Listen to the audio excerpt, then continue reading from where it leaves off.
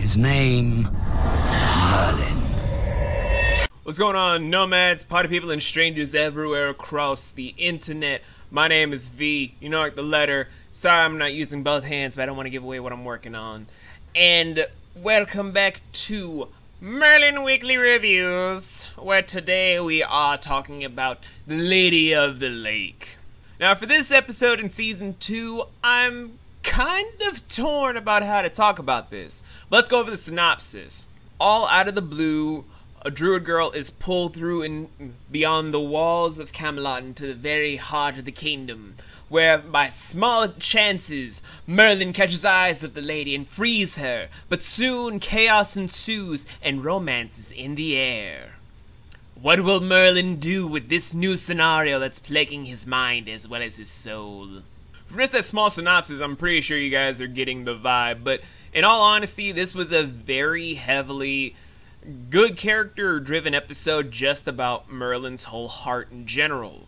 Throughout the entirety of the series, excluding some small flirtatious moments from Season 1, we never get to see how Merlin actually feels about his whole magical abilities and how he views the magical world in general. We get a small idea about it through certain actions that he does and how he converses with other magical beings, but never having a conversation with someone on an equal level as him of not knowing what they want to say, what they want to do, how they want to act, and all that sort of stuff on the same exact level except for the character introduced in this episode of Freya, who is also the primary love interest of Merlin's entire life within the show.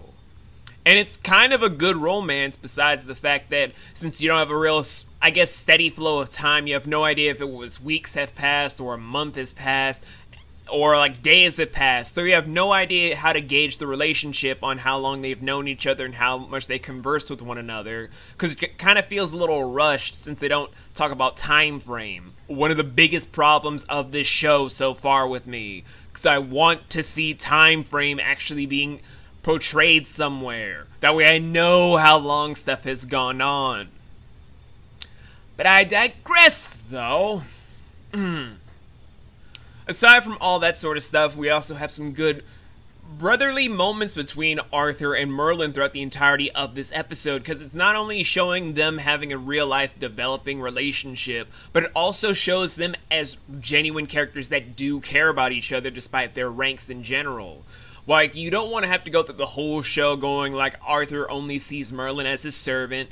You want to see that develop into an actual friendship or brotherhood. Something that you can see as like an actual familiar bromance between two actually decently written characters that know what they want to portray, how they want to portray it, and how they want it to be developed for the rest of the series in general. There was no real moments for the other characters aside from Uther doing his trademark stuff of magic's evil, magic must be eradicated, I have a boner for killing magic. Gaius being, I'm dad character, I'm dad character, I'm dad character. Gwen just showing up out of nowhere, so it's just like, who fucking cares about the other people? It's a Merlin episode. So in that regards, what do I feel about it that makes me feel so torn about this? Well, although I love it's a Merlin-focused episode, the time frame about the romance just kind of irks me, because it kind of feels like a Disney romance thing of like, oh, I've met you at first sight. I love you and I'll do anything for you. Without any real gauging on the time, that just kind of how it comes off to me. So, yeah, I'm a little torn on it, but I will not say that it's a bad episode. If you guys want to start off from here in the middle of Season 2, where it's just a few more episodes until the season finale, you guys can do so at your leisure, and you'll still have a ball watching what's going on. As well as the creation of one of the biggest Arthurian lore keynotes from this whole episode. That's also important, but I'm omitting that because of what's coming up in a different season finale. But that's beside the point. Here's the rating of the entire episode of The Lady of the Lake. I'm going to first give this on the number rating I would say a 7.7 out of 13 with a B, not a B plus or B minus, just a B. And giving it a 4 out of 7 star rating. Mostly because it follows a good trope for itself, it gives itself a good style, but doesn't try to push the envelope too much into a different area of things or how they want stuff to be portrayed. It's mostly just giving us more of what Merlin's actual thought process and motivations are by using an outside person, like an insert romance character that could be any female person that's fallen in love with Merlin so far.